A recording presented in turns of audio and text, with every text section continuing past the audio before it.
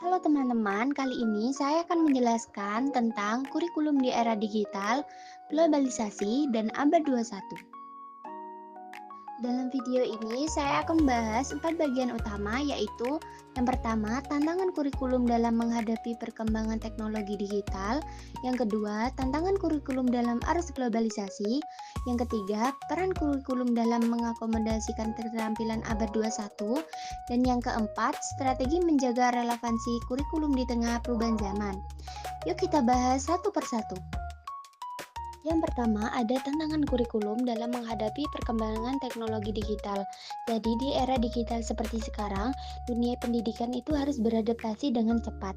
Nah, tantangan terbesar bagi kurikulum adalah bagaimana bisa menyesuaikan diri dengan kemajuan teknologi yang terus berkembang.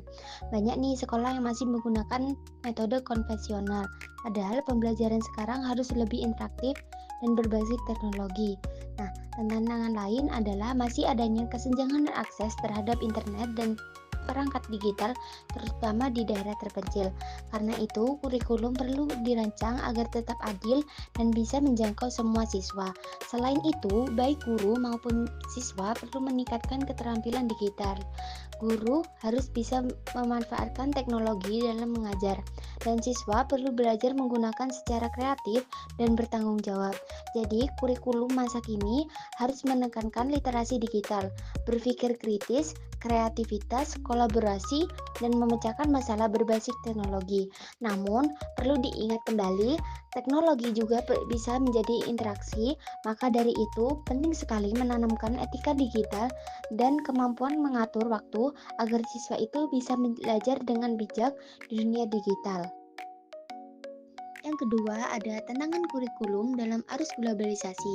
Jadi, globalisasi membuat dunia itu semakin terbuka dan saling terhubung.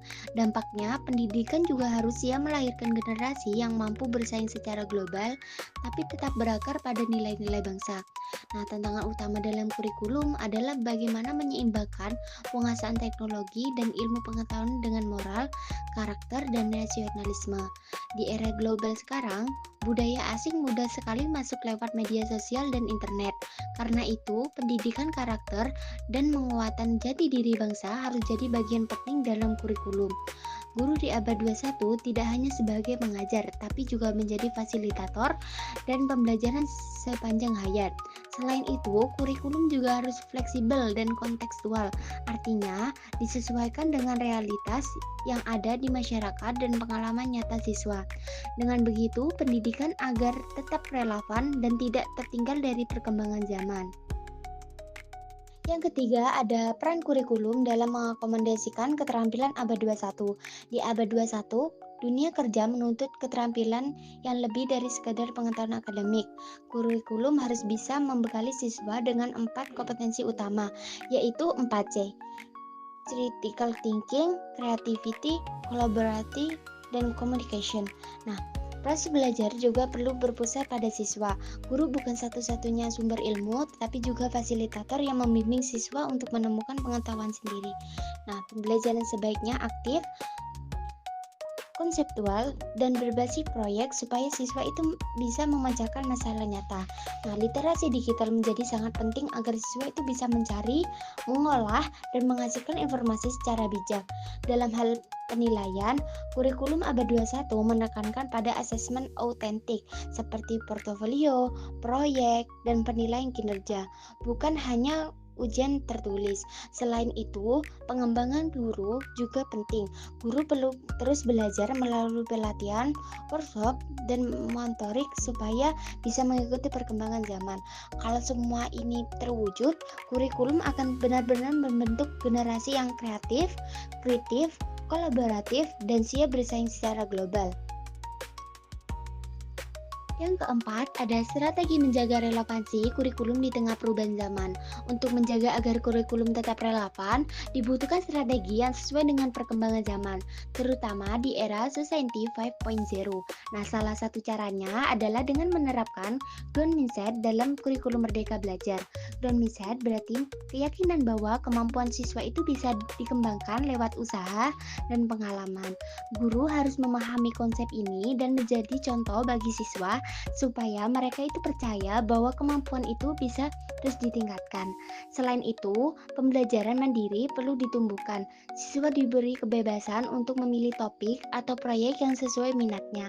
Kurikulum juga perlu menggunakan pendekatan interdisipliner, yaitu menggabungkan berbagai bidang ilmu agar siswa itu bisa memahami masalah secara menyeluruh dan kreatif. Dan tentu saja, teknologi harus dimanfaatkan sebaik mungkin dalam proses belajar. Guru perlu terus belajar teknologi baru supaya bisa mengajar dengan cara yang menarik dan relevan. Dengan kombinasi growth mindset, pembelajaran mandiri, pendekatan lintas ilmu, dan bermanfaat teknologi, kurikulum akan tetap relevan menghadapi perubahan zaman. Jadi teman-teman, dari pembahasan tadi bisa kita simpulkan bahwa kurikulum di era sekarang harus bisa menyesuaikan dengan perkembangan teknologi dan arus globalisasi. Nah, kurikulum juga perlu menanamkan literasi digital, pendidikan karakter, serta keterampilan abad 21 seperti berpikir kritis, kreatif, kolaboratif, dan komunikatif.